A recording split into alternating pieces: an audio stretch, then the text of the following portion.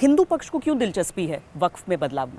देखिए, सबसे बड़ी दिलचस्पी इसलिए है क्योंकि वक्फ एक्ट 1995 हिंदू समाज के ऊपर लागू होता है। ये सबसे बड़ा मुद्दा है और ये बात मैं बिना रिसर्च के नहीं कह रहा हूँ। सुप्रीम कोर्ट का जजमेंट है 2022 का राशिद वली बेग का, जिसमें सेक्शन 6 को इंटरप्रेट किया गया, जो 2013 में लाया गया पर्सन एग्रीव्ड के माध्यम से, और ये कहा गया कि अगर वक्फ के सर्वे में किसी नॉन मुस्लिम की संपत्ति चली जाती है तो उसके ऊपर भी ऑब्लिगेशन है कि उसको वक्फ ट्राइब्यूनल में चैलेंज करे, और ये पोजीशन इस अमेंडमेंट के बाद भी एग्जिस्ट करती है। तो जो वक्फ एक्ट है वो जब नॉन मुस्लिम्स पे लागू हो रहा है तो हमें दिलचस्पी इसलिए है कि सबसे पहली बात हमारा ये कहना है, ओरिजिनल अगर आप वक्फ एक्ट देख लें तो शिया और सुन्नी के इंटरसी मैनेजमेंट के लिए बना था, हिंदू का किसी भी और समाज के ऊपर लागू ही नहीं होता था, पर 2013 में इसे नॉन मुस्लिम्स पे लागू किया गया। तो मेरा ये कहना है श्वेता जी कि सबसे पहले वक्फ एक्ट 1995 ये अमेंडमेंट आना चाहिए कि ये नॉन मुस्लिम्स के ऊपर लागू नहीं होता है। गैर मुसलमानों को वक्फ बोर्ड में क्यों होना चाहिए?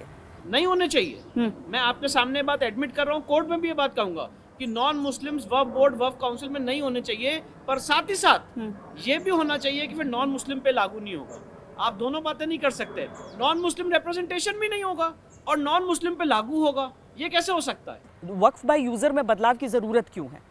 देखिए, वक्फ बाय यूजर सबसे ड्रैकोनियन और वेग कंसेप्ट है। वक्फ बाय यूजर का मतलब क्या हुआ श्वेता जी, कि अगर आपके पास कोई डॉक्यूमेंट नहीं है, हाँ।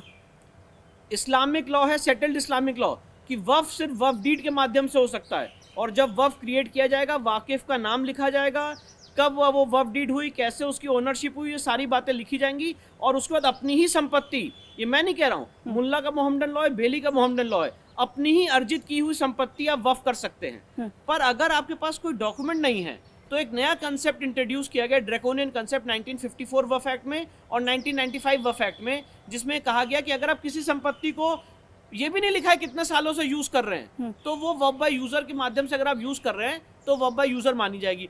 उतने पुराने दस्तावेज लाएंगे कहाँ से? मैं क्या कह रहा हूँ, पहली बात इस्लामिक लॉ है कि आपको जो भी एक छोटे से छोटा ट्रांजैक्शन आपको दर्ज करना है, वक्फ डीड चाहिए ही चाहिए। वक्फ डीड चाहिए ही चाहिए। क्या सरकारी दखलंदाजी नहीं बढ़ जाएगी?